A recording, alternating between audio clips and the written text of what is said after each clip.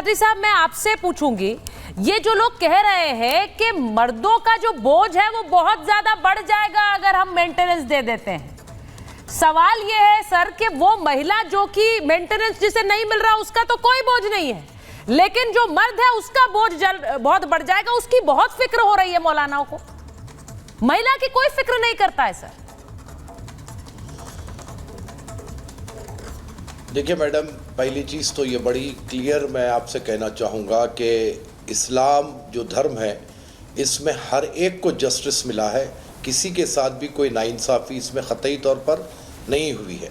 और महिलाओं को जो मकाम इस्लाम ने दिया है शायद ही किसी मज़हब ने दिया हो। अब रहा सवाल के मेंटेनेंस के ऊपर, जो हमारे अपने ऑनरेबल सुप्रीम कोर्ट का जो ऑर्डर आया है कि मेंटेनेंस देना चाहिए, तो इस्लाम में मौलाना साहब अगर कॉन्ट्रैक्ट है, मौलाना साहब अगर उस महिला को ऐसा लगा होता तो शायद वो सुप्रीम कोर्ट नहीं जाती, अगर उसे लग रहा होता कि उसे हक और अधिकार मिल रहा है।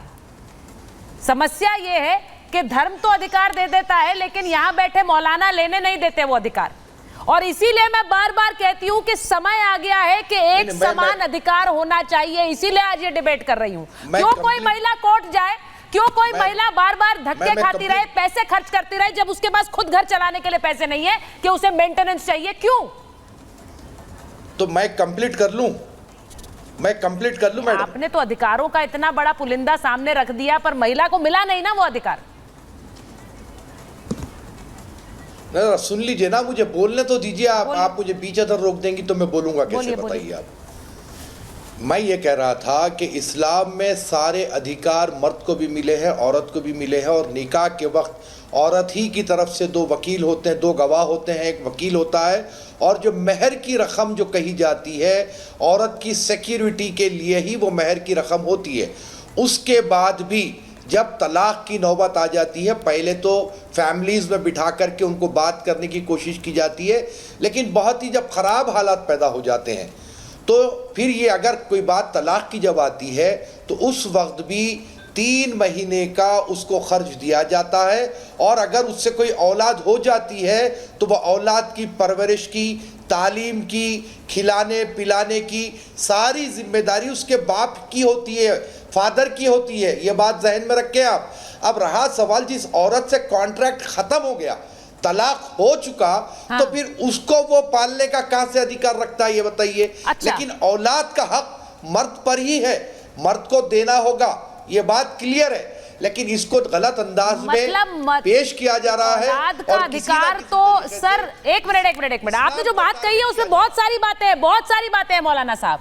अब देखिए, आप कितना मुझे डंके की चोट पर ये बता रहे हैं कि औलाद का तो अधिकार मर्द को ही देना होगा, लेकिन बीवी चाहे कहीं भी चली जाए, कहीं रुलती रहे, उसका कोई ख्याल रख रहा है नहीं रख रहा है, वहां परिवार कह दे तुम्हें तो हमने सौंप दिया, और वहां पर पति कह रहा है अब हमारा अधिकार नहीं है।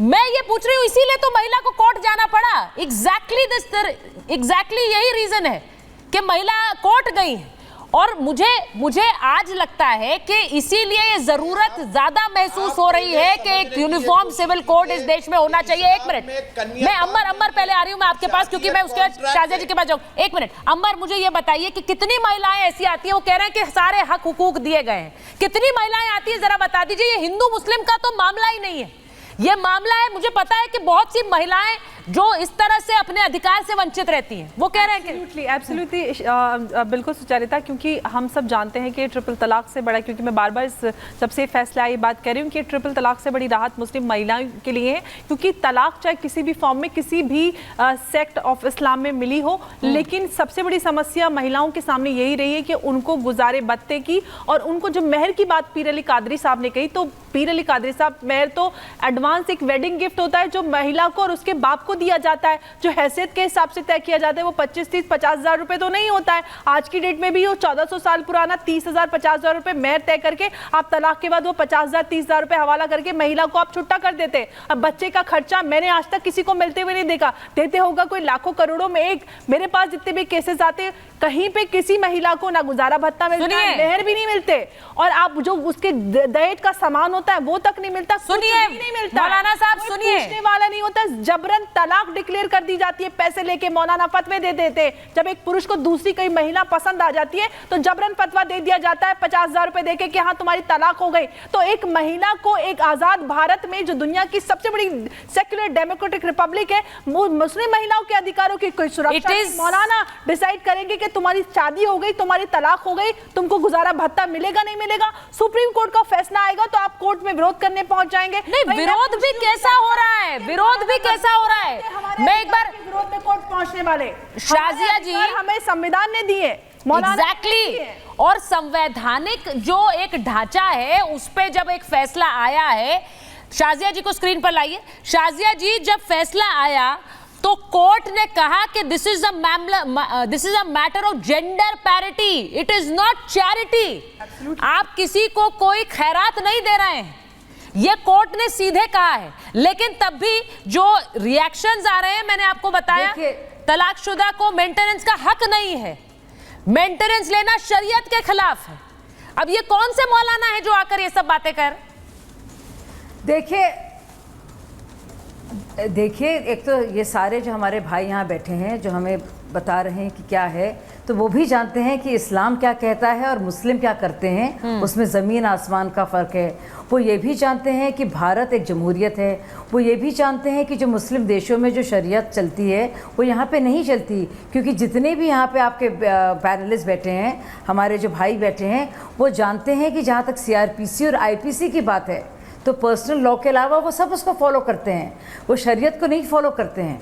वो जानते हैं किस तरह से यहाँ पे इंसाफ होता है। अगर उनको वाकई में शरीयत लानी होती है तो वो बाकी जो कानून है CRPC के और IPC के और मैरिटाइम के और इनकम टैक्स के, वो क्यों फॉलो करते हैं? सबसे पहले तो सबसे बड़ा सवाल ये है। तो यहाँ पे शरीयत है नहीं। अगर आप चाहते हैं पर्सनल लॉ के तहत शरीयत सिर्फ महिलाओं से जुड़ी जो संबंधित जो उनके हुकूक से लेकर, चाहे वो शादी हो, चाहे वो तलाक हो, चाहे वो मेहर हो या गुजारा भत्ता हो, उसमें ही आपको शरीयत याद आती है, बाकी किसी चीज़ में आपको याद नहीं आती है।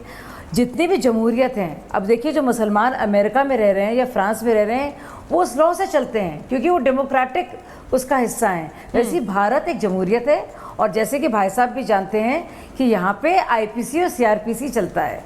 यहाँ पे ना तो कोड़ों का इस्तेमाल होता है, ना संसार किया जाता है, लटकाया जाता है, ना फांसी होती है सरेआम जो कि मुस्लिम देशों में होती है, ना ही हाथ पैर काटे जाते हैं। तो वो उनको भी पता है और हमको भी पता है। अब दूसरी बात, जब शाबानो केस आया था तो यही कहा गया था कि जो IPC 125 है उसके तहत मुसलमान महिला जो तलाकशुदा है गुजारा भत्ता की मांग कर सकती है।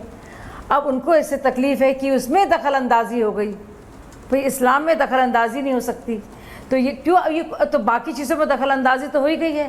पूरा जो IPC है, पूरा CRPC है, जो मुस्लिम पर्सनल लॉ के अलग है, वो तो आप पूरा मान ही रहे हैं और इसमें आप मानना नहीं चाह रहे हैं। आप तो आपने तो ऑलरेडी शरीयत को नो कह दिया है आज़ादी की बात से। नहीं, दूसरी बात एक एक करके ज़रूरी है। देखिए, बोलिए शादी जी, कंप्लीट नहीं, देखिए ज़रूरी है ये। अब ये सोचिए, वो क्या एक मुसलमान महिला जो हमारे देश की है, क्या वो भारतीय नागरिक नहीं है? जो भी संविधान हमें मुहैया करता है प्रावधान महिलाओं की सुरक्षा के लिए, तो वो मुस्लिम महिला पे लागू क्यों नहीं हो सकते जब सारी महिलाओं पे लागू हैं? सबसे बड़ा सवाल ये है, मैं मुस्लिम महिला हूँ लेकिन मैं भारतीय नागरिक भी हूँ। मैं शाजिया जी इसीलिए ये बात आज उठा रही हूँ कि क्या ये समय आ गया है कि इस देश में एक यूनिफॉर्म सिविल कोड हो। हमारी देश की अदालतें अभी भी हक, हुकूक, अधिकार के लिए ये केसेस देख रही हैं। ये ऐसा अधिकार है जो हर महिला को बराबर मिलना चाहिए, लेकिन उसके लिए एक मुस्लिम महिला कोर्ट जा रही है कि मुझे मेरा भत्ता मिलना चाहिए, वहां पति मना कर दे रहा है। मैं